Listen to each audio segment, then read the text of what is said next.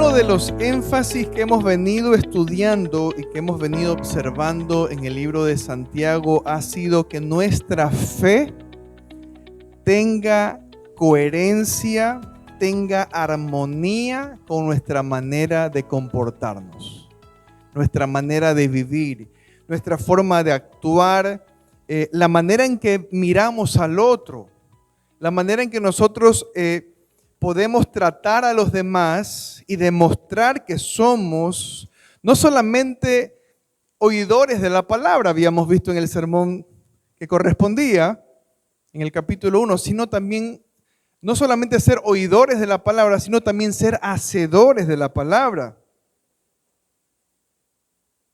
Es otro libro más que nos motiva y nos seguirá haciendo reflexionar en si somos cristianos genuinos o no somos cristianos. Miren ustedes cómo los apóstoles, cómo los que seguían al Señor, cuando van a las comunidades de fe, ellos se preocupan porque la gente sepa si lo que está haciendo refleja que ha tenido una conversión genuina, una vida transformada.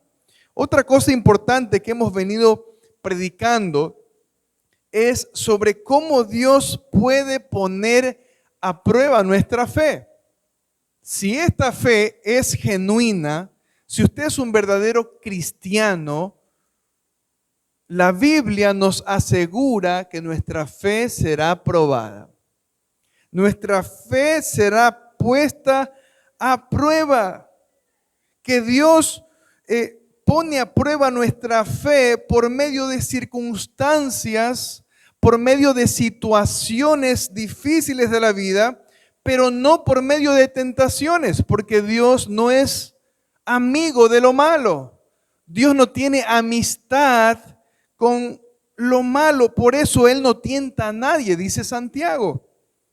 Pero ahora veremos cómo Dios también prueba nuestra fe por medio de nuestro comportamiento y por medio de cómo hablamos y por medio de cómo tratamos a aquellos que nos rodean. ¿Cómo usted está tratando a su esposa, varones? ¿Cómo están tratando a sus esposas? Esposas, ¿cómo ustedes están tratando a sus esposos? Padres, ¿cómo ustedes tratan a sus hijos? Hijos, ¿cómo ustedes tratan a sus padres? Es por eso que el día de hoy estaremos hablando de un tema que Santiago saca a colación. Y él habla acerca de acepción de personas. Así que el día de hoy, hermanos, vamos a hablar un poquito sobre favoritismo dentro de la iglesia. Porque a veces podemos decir, bueno, pero eso no pasa en nuestra iglesia. ¿Cómo que no pasa? Y vivimos en un mundo donde los favoritismos son muy comunes. Son muy comunes. Hay varios contextos donde el favoritismo sucede y a veces sucede en el contexto profesional. No sé si ustedes alguna vez han tenido la oportunidad de trabajar en una empresa familiar donde el dueño más bien les da los mejores cargos y los que tienen los mejores sueldos son los familiares, son el sobrino, son los hijos. La esposa ni va a trabajar y tiene un mega sueldo. También en el contexto familiar pasa. Los padres que muestran favoritismo hacia quizá ese hijo que con quien tienen un poco más de química, ¿no? Quizá con ellos a la final les dedican un poquito más de tiempo, o quizá al conchito siempre se lo consiente un poco más, se le da más regalos, se le permite un poco más de berrinche, ¿no es verdad? En el contexto escolar también sucede. Un contexto quizá donde el maestro muestra favoritismo hacia las estudiantes mujeres que son un poquito más melosas y que son de aspecto físico un poco más atractivo. les da mejores calificaciones y más oportunidades para hacer tareas en clase. Pero hermanos, aunque parezca mentira, también estas cosas existen dentro del contexto eclesial. ¿Cómo es eso, pastor? ¿Cómo puede ser posible que en la iglesia suceda eso? El pastor demuestra favoritismo por aquellos hermanos que lo apoyan en todo y que le dicen sí a todo. Y a pesar de que ellos saben que el pastor está equivocado y muchas veces actúa sin el respaldo de la palabra de Dios, se ganan el favoritismo del pastor. Claramente, queridos hermanos, podemos ver que en estos ejemplos que hemos mencionado hay un gran conflicto con el amor que agrada a Dios y que hace bien a todos. Y no solamente a todos, sino a todos por igual. Por tal razón, el tema de este mensaje lo hemos titulado Ama a tu prójimo como a ti mismo. Ama a tu prójimo como a ti mismo. Y la primera enseñanza que les quiero mencionar en esta mañana es que para vivir correctamente hay que creer correctamente. Para poder vivir correctamente, para poder comportarnos de una manera digna del Evangelio, nuestra fe tiene que estar bien sustentada en lo que dice la palabra de Dios. Por eso debemos creer correctamente. A eso nos referimos. Nuestra responsabilidad como hermanos en Cristo es tener un comportamiento que agrade al Señor.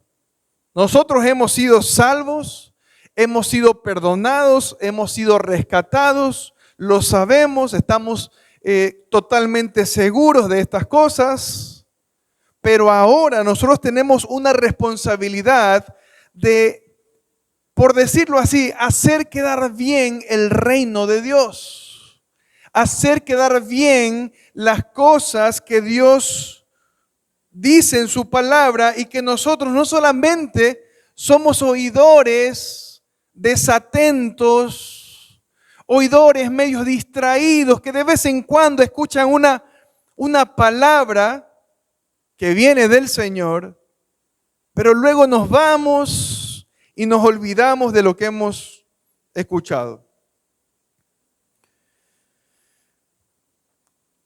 Mire lo que dice el versículo 1.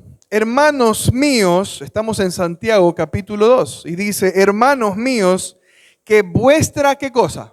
Que vuestra fe en nuestro glorioso Señor Jesucristo sea sin acepción de personas. Es decir, que el hecho de que ustedes sean cristianos pueda demostrar que este tipo de prácticas, este tipo de cosas nocivas, tóxicas, que quizás se escucha entre los gentiles que no conocen a Dios, esto no se relacione con ustedes. Su fe debe estar libre de todas estas cosas.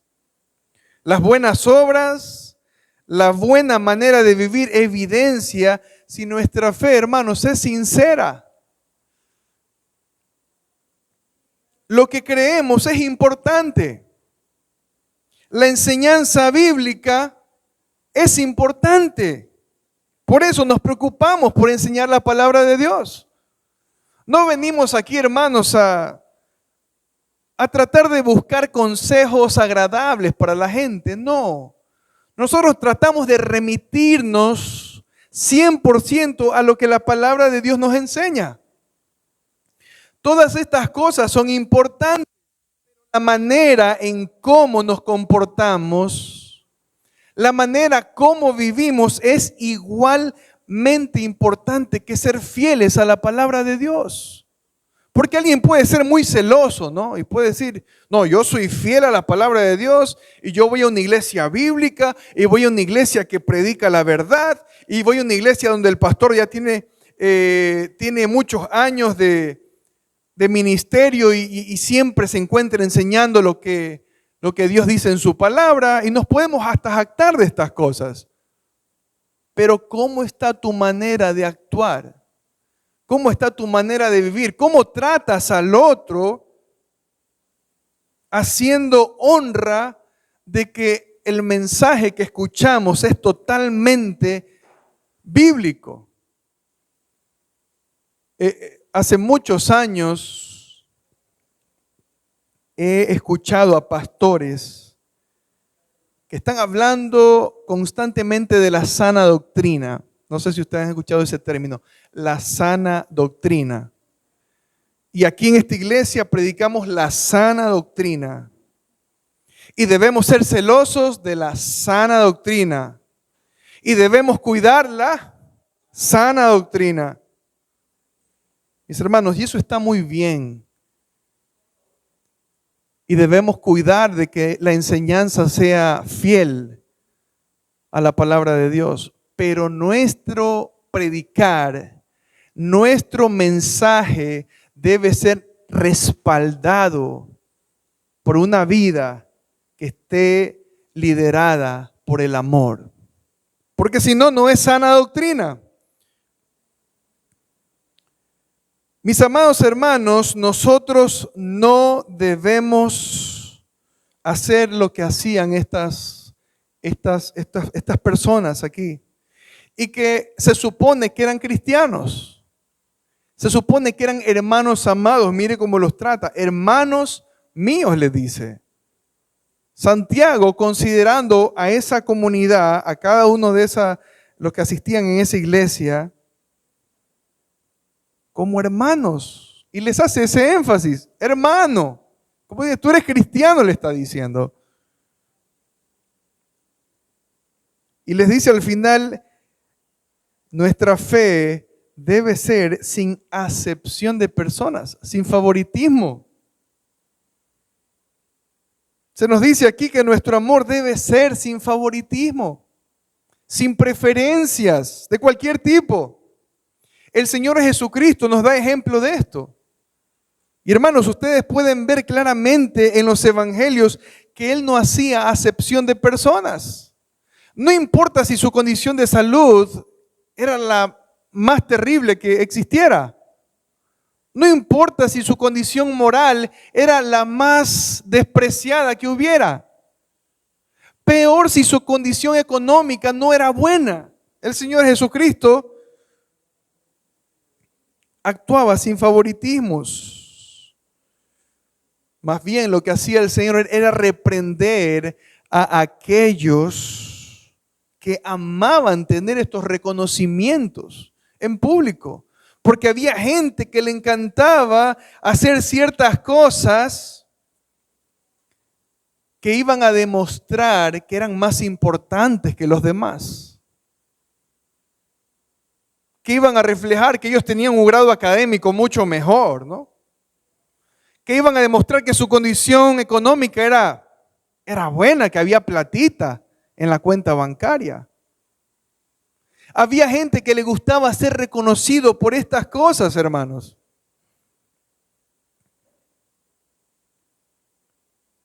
Miren lo que dice Mateo capítulo 23, versículo 6. Vamos un ratito a revisar el contexto remoto, como le llaman en la clase de hermenéutica, el contexto remoto. Mateo 23, 6. Mire lo que dice. Mateo 23, 6. En adelante. Dice, y aman los primeros, ¿qué cosa? Asientos en las cenas y las primeras sillas en las sinagogas y las salutaciones en las plazas y que los hombres los llamen como Rabí, Rabí. Marcos capítulo 12, veamos un poquito más, como si fuera poco. Marcos capítulo 12, ve el verso 38. Marcos 12, 38.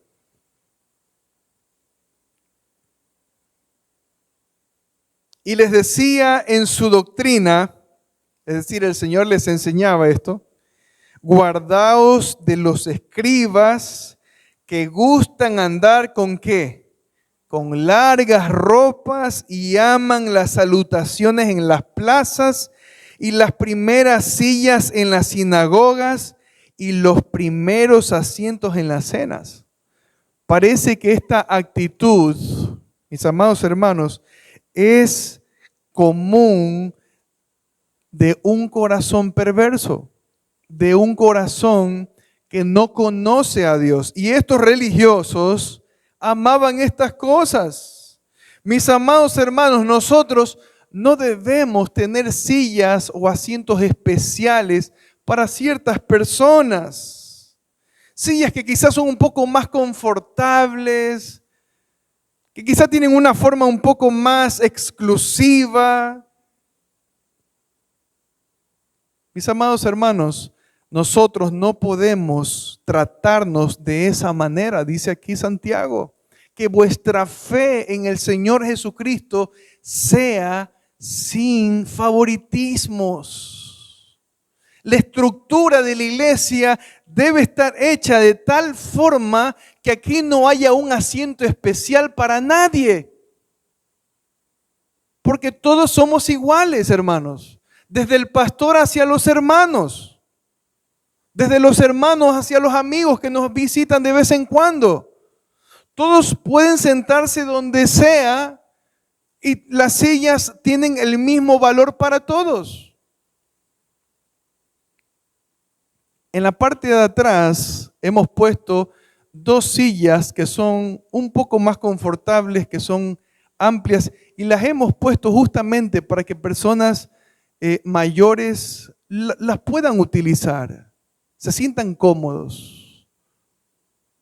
Pero hermanos, nosotros no podemos vivir de esa manera.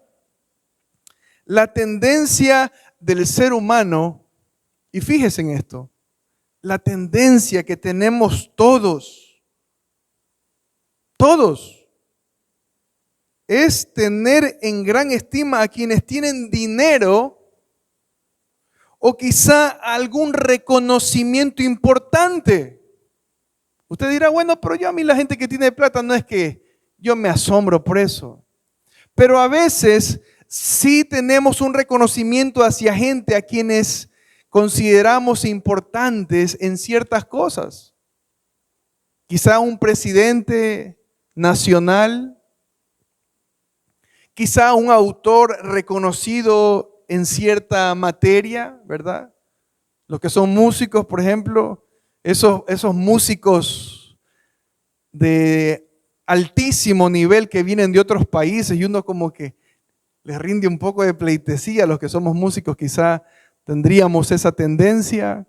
Alguno de esos cantantes famosos que si vinieran a nuestra iglesia a la final tendríamos esa inclinación, o en cualquier rama de las ciencias tenemos esa tendencia.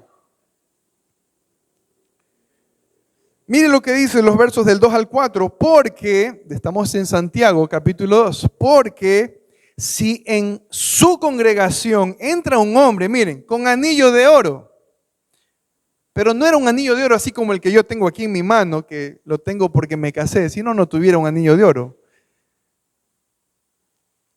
Ellos tenían no solamente un anillo, tenían todos los dedos llenos de anillos. Era gente que quería dejar notar o quería dejar saber al otro que su condición económica era mucho mejor, ¿no?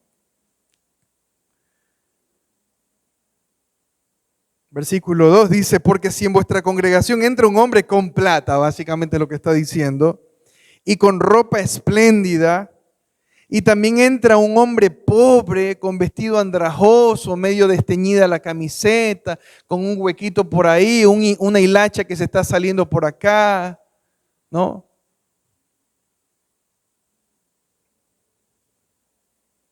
y miráis con agrado al que trae la ropa espléndida, ¿no? Porque uno lo ve bien vestido, bien perfumado, con ropa de marca, y uno se queda, wow, ¿cómo se viste? Y le dice, siéntate tú aquí en buen lugar, pero le dices al pobre, tú quédate allí parado, quédate allí en pie, o siéntate aquí bajo mi estrado. Mis amados hermanos, los judíos tenían en gran estima a quienes pertenecían a la alta sociedad.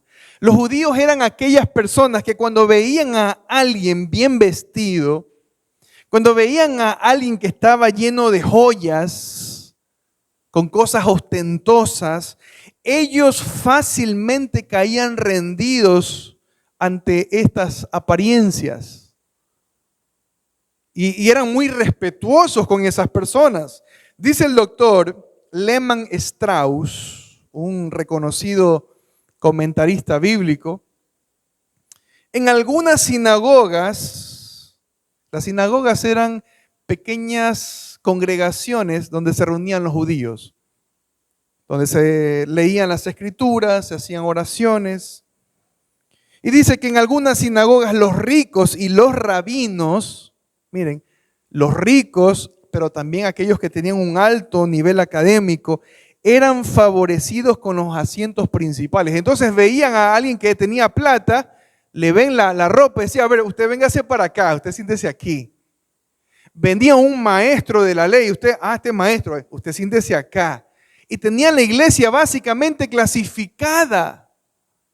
O sea, era básicamente como que de este lado se sientan los blancos y del lado de acá se sientan los negros, así. Como cuando había el racismo en los Estados Unidos, ¿se acuerdan? Que los negros no podían estudiar sentados al lado de los niños blancos. Los niños negros no podían sentarse al lado de los niños blancos. En los buses los negros tenían que estar de un lado, los blancos estaban en otro lado.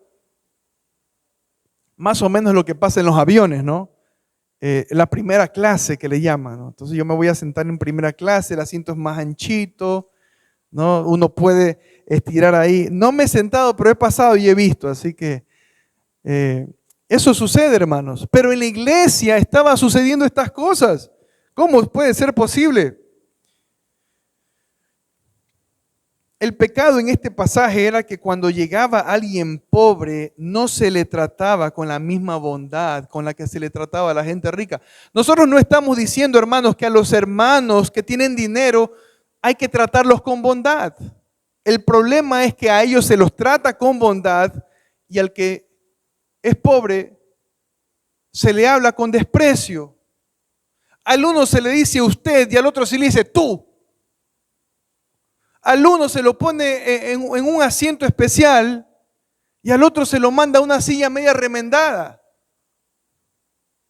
Ese era el pecado. No estamos discriminando tampoco a los ricos, ni queremos hacer quizá una distinción de que la gente rica no merezca un buen trato, como cualquier persona. No.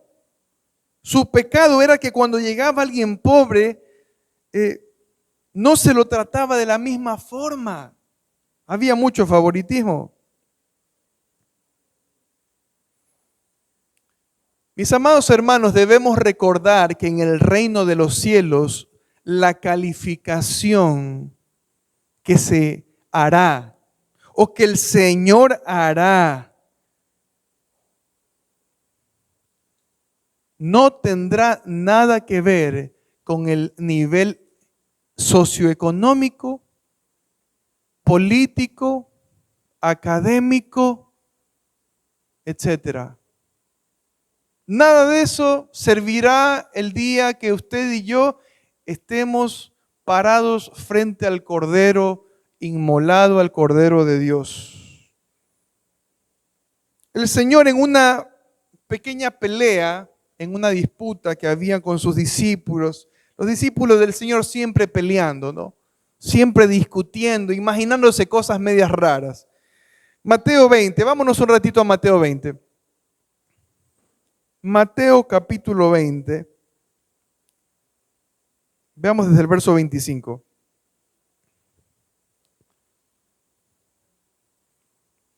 Mateo 20, 25. Mire lo que dice. Entonces Jesús, llamándolos, dijo: ¿sabéis que los gobernantes de las naciones se enseñorean de ellas, y los que son grandes ejercen sobre ellas potestad? Mas entre ustedes no será así. Olvídense de eso. Sino que el que quiera hacerse grande entre vosotros será vuestro servidor. Miren, será vuestro servidor. Y el que quiera ser el primero entre vosotros en el reino de los cielos, dice, será vuestro siervo. Como el Hijo del Hombre, dice. Él pone el ejemplo, como el Hijo del Hombre, como yo, que no vino para ser servido, sino para servir y para dar su vida en rescate por muchos. Según el Señor, hermanos, en este pasaje, nada tiene que ver si somos pobres o ricos, si tenemos una maestría, un doctorado. Lo que va a importar en ese momento es si somos ricos en servicio, dice él, y en servicio desinteresado y sin recompensa en la tierra. Porque el Señor dice, si ustedes reciben recompensa en la tierra, esa será su recompensa. Pero si ustedes no reciben recompensa, su Padre que está en los cielos, Él les recompensará en público. Él les dará su recompensa. ¿Alguna vez te has puesto a pensar que tu servicio es medio invisible y nadie lo reconoce? Que lo que tú haces por el Señor quizá puede ser algo un poco despreciable para cierta gente, pero tú lo haces con amor, lo haces con cariño.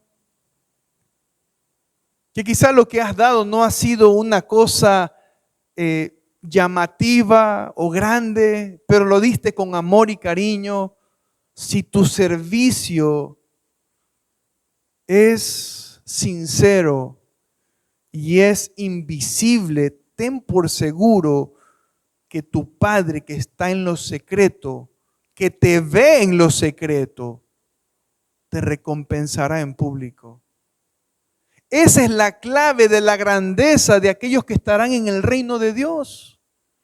El servicio, la humildad, hacer las cosas con sinceridad, hacerlas de todo corazón para el Señor. Veamos lo que dice en los pasajes del 5 al 7. Santiago. Hermanos míos amados, oíd. ¿No ha elegido Dios a los pobres de este mundo para que sean, dice, ricos en fe y herederos del reino que ha prometido a los que le aman? ¿Por qué los desprecian? ¿Por qué los tratan así, haciendo acepción de personas? Dios los ha elegido a ellos para que sean ricos en fe y para que hereden el reino de los cielos. Este pasaje nos dice que Dios los ha escogido. ¿Y saben qué? Por el simple hecho de ser pobres. En el Antiguo Testamento vemos cómo Dios siempre defiende al pobre. Vemos cómo Dios siempre le dice al pueblo, cuiden del menesteroso, cuiden de la viuda, cuiden del que no puede defenderse, cuiden del extranjero. Dios preocupándose por ellos.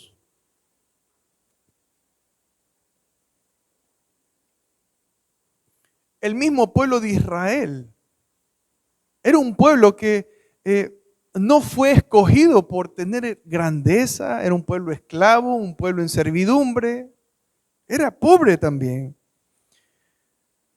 El Señor Jesucristo no vino como rico, Él era pobre, quienes seguían al Señor eran mayormente los pobres. Había gente rica que seguía al Señor, sí, es verdad, pero mayormente el Señor estaba rodeado de gente pobre. Un grande contraste entre los maestros de la ley, a quienes ellos seleccionarían para que sean sus discípulos. De hecho, un día un discípulo que tenía plata se le acerca al Señor y le pide ser su discípulo. Salió mal parqueado. Mucha gente rica ama sus riquezas, ama sus empresas, ama sus propiedades.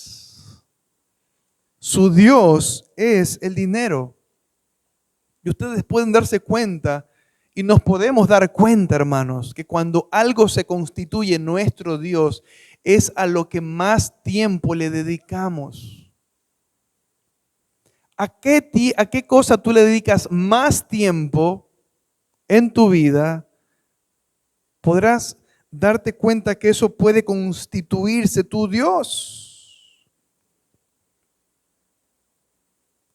Y Dios ha escogido a los pobres de este mundo para que sean ricos en fe y para que hereden el reino de los cielos. Eso es lo que dice literalmente Santiago allí. Miren lo que dice Mateo 19 sobre la gente rica. Vamos a ver. Mateo 19.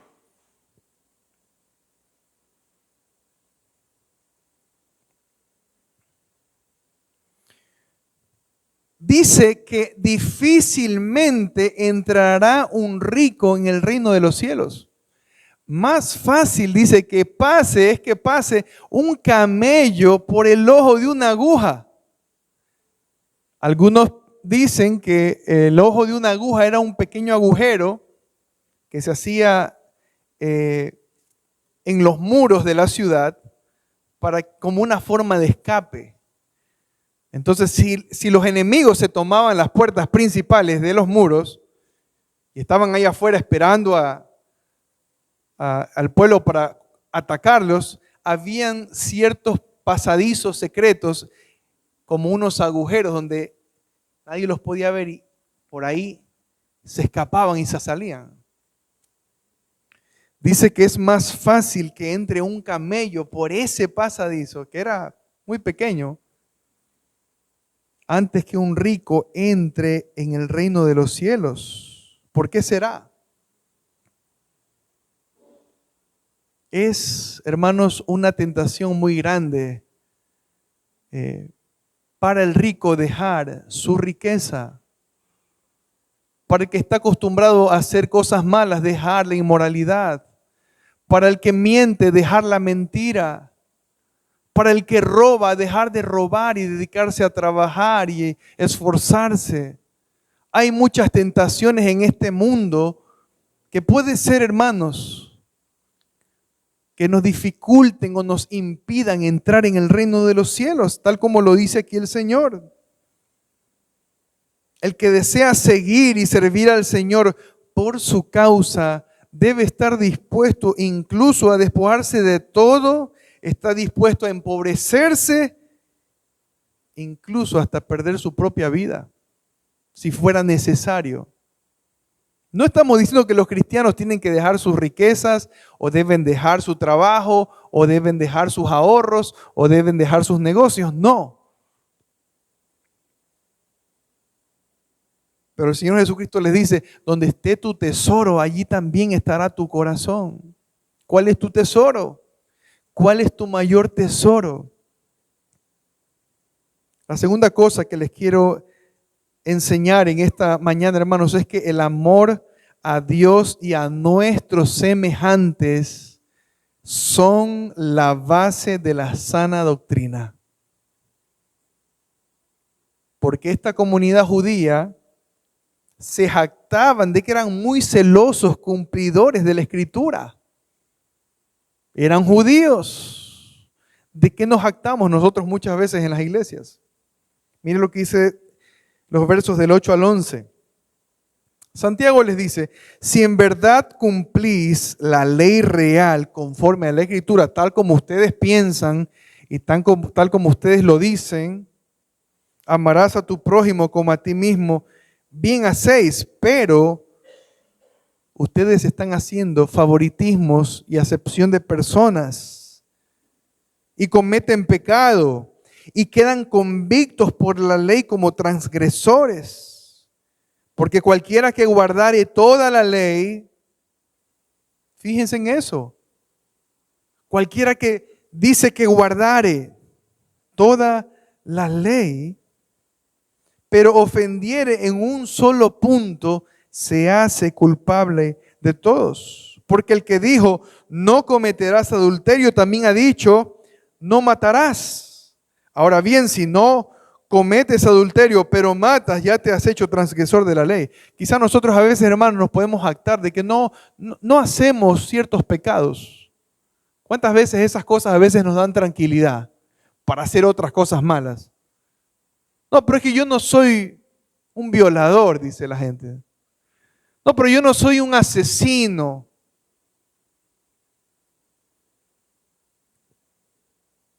Y Santiago aquí le llama la atención a estos judíos a quienes él considera como sus hermanos y como hermanos muy amados, porque su gloria, su paga era ser felicitados por los demás, por ser fieles cumplidores de la ley, por ser fieles cumplidores de la Escritura. Pero toda esa cadena de supuesta fidelidad que ellos tenían bien fortalecida, ¿no? Bien armada, se rompía solamente cuando fallaban en cumplir un solo eslabón. ¿Y cuál era el eslabón que no estaban cumpliendo? Amando a su prójimo como a sí mismos. Porque hacían acepción de personas. Queridos hermanos, a nosotros nadie nos tiene que enseñar a amarnos a nosotros mismos. Nadie tiene que decirte, oye, ámate un poquito más que te falta. Siempre tenemos esta tendencia de que lo mejor sea para nosotros. De que siempre debemos salirnos con la nuestra. De que las mejores comidas y los mejores asientos sean para nosotros. Que el mejor trato sea para nosotros, según nuestros logros quizá. Y tenemos un amor propio que el Señor Jesucristo y la ley revelan que viene como parte de nuestra naturaleza. Nos amamos a nosotros mismos de manera automática. Nadie nos tiene que enseñar estas cosas. La pata gorda para nosotros. Estamos comiendo cangrejo, la pata gorda la queremos nosotros, ¿no? ¿Quién quiere una pata flaca? Siempre queremos, hermanos, salirnos con la nuestra. Que no nos coja la ley, que no nos detenga el vigilante. Queremos salirnos con la nuestra, ¿no? Y a veces fingimos tener baja autoestima. Ahora se habla mucho de la baja autoestima. Pero lo cierto es que nos amamos desmedidamente. Desmedidamente. Hagas lo que hagas, la Biblia quita el velo y dice, tú te amas sin medida. Tú quieres todo para ti. Tú quieres hacer lo que tú quieras o lo que tú quieres. Asimismo, la ley real exige amar desmedidamente al prójimo sin importar qué condición tenga. tal como nos amamos a nosotros mismos. Queridos hermanos, la sana doctrina nunca será sana si no demuestra frutos de amor. Más importante que seas un teólogo, más importante que hayas crecido en una iglesia bíblica, es que demostremos que tenemos amor. Esa es la base de una doctrina que es sana. El día de hoy vemos dos sesgos muy distantes con respecto a los pastores evangélicos. Se lo puede distinguir fácilmente en las redes sociales. Ustedes entran a Instagram, ustedes ven dos tipos de pastores allí predicando, pero así clarísimo, así clarísimo. Ustedes incluso pueden hacer un listado de nombres, otro listado de nombres por acá. Por un lado están los pastores que se jactan de predicar y defender la sana doctrina a capa y espada. Las doctrinas fundamentales de la Biblia, pero a veces con su frialdad espantan al rebaño o lo terminan humillando. Si no los obedecen, si no los acatan o acatan sus órdenes. Y a veces, hermanos, vemos que hay iglesias de este tipo que muy poco se preocupan por el necesitado. Muy poco ustedes los ven haciendo algo que beneficia a la comunidad. Por otro lado, vemos a pastores que ayudan con fuertes cantidades de dinero a los pobres. Y salen en las redes sociales, ¿no?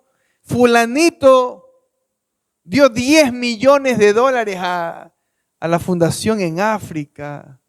La iglesia tal da 200 mochilas al sector pobre de tal ciudad.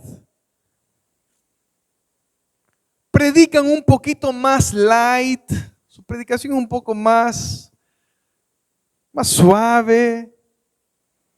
Agradan mucho con sus discursos, hablan muy bien, se expresan excelente en la plataforma, tienen una facilidad para que la gente, enganchar a la gente, animar a la gente. Se evita hablar de pecado, de arrepentimiento, y eso hace que a sus iglesias vayan miles de personas, miles. Tanto así que hay gente que hace cola para entrar a las iglesias y a veces como ya se copó todo el lugar, tienen que esperar hasta el siguiente culto. Es tanto así la asistencia. Dios mío.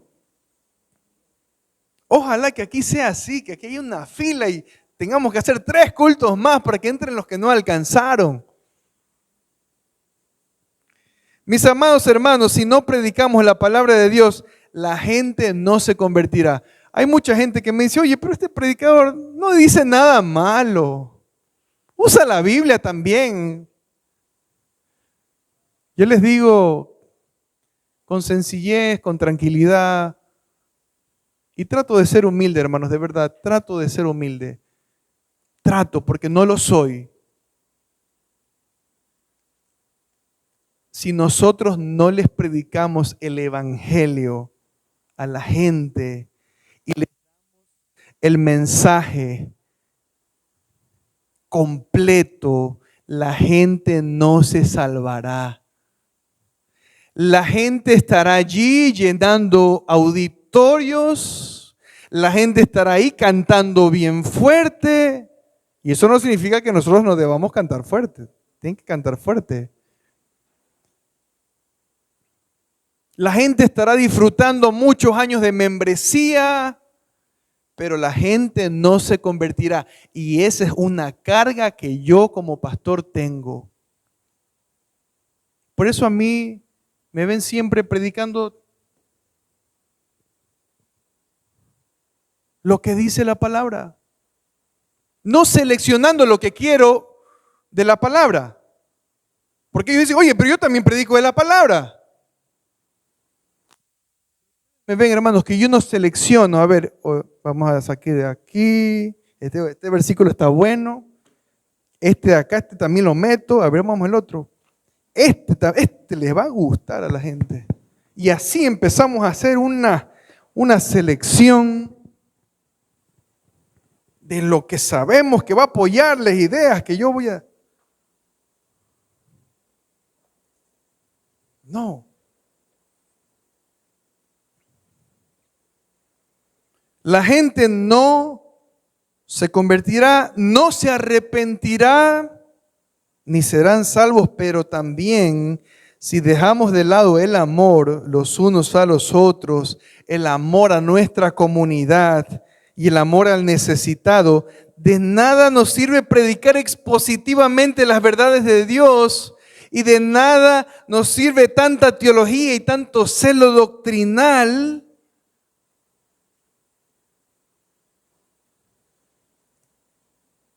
porque nuestros corazones están quebrantando la ley con la que se nos dio libertad cuando éramos esclavos. Hermanos, yo puedo predicar aquí la verdad de Dios, puedo enseñarles lo que dice la palabra, ustedes pueden aprobar fácilmente lo que dice un libro entero de la Biblia, pero si nosotros no actuamos con amor, si no reflejamos que somos una iglesia, un autor me parece que escribe un libro que se llama Una iglesia para los demás.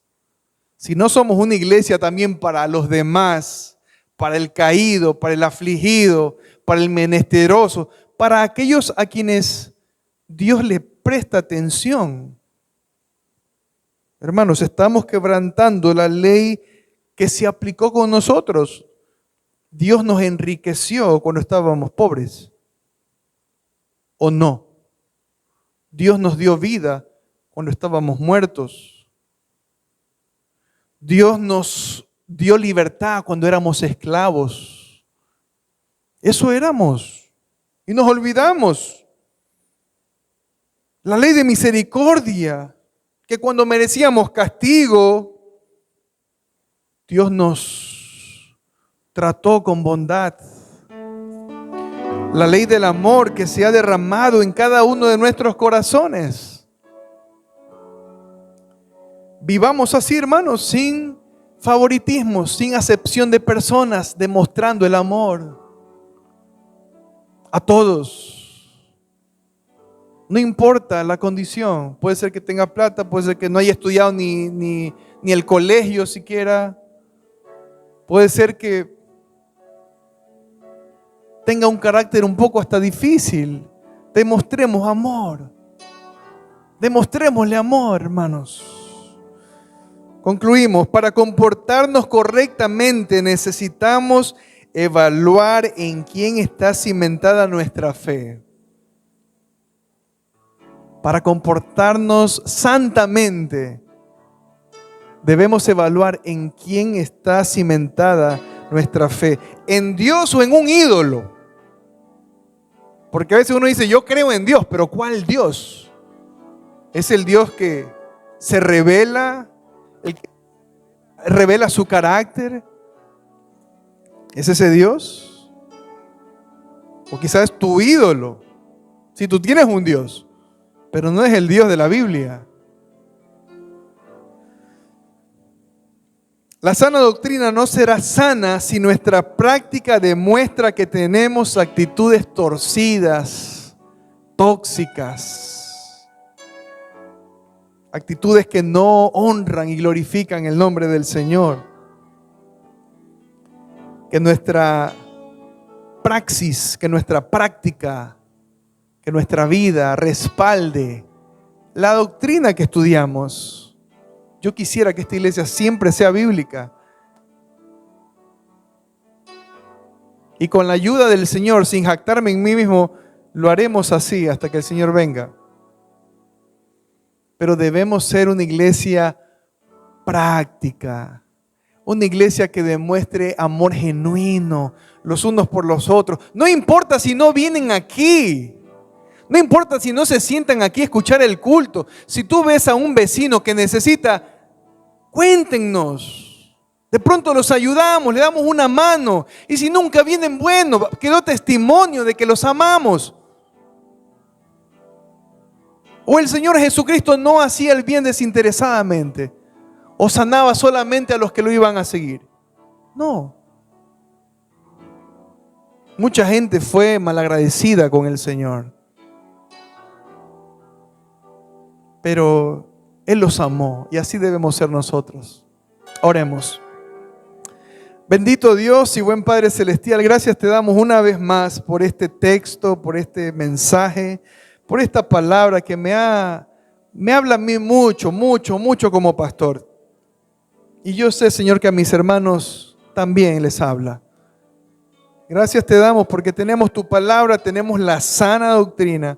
Te pedimos, oh Dios, que la base de este mensaje bíblico sea una práctica, Señor, acorde, en armonía, Señor.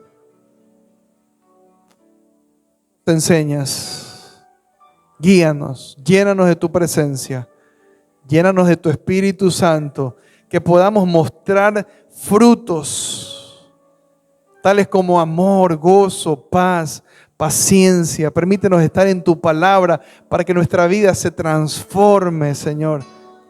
Pasar de ser religiosos, pasar de ser celosos, a ser más bien gente llena de amor.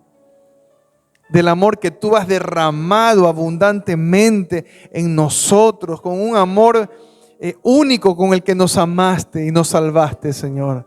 Que podamos demostrar amor al homosexual que está en la esquina, al hachero que está por allí, al pobre que está, Señor, sin trabajo. Ayúdanos, Señor.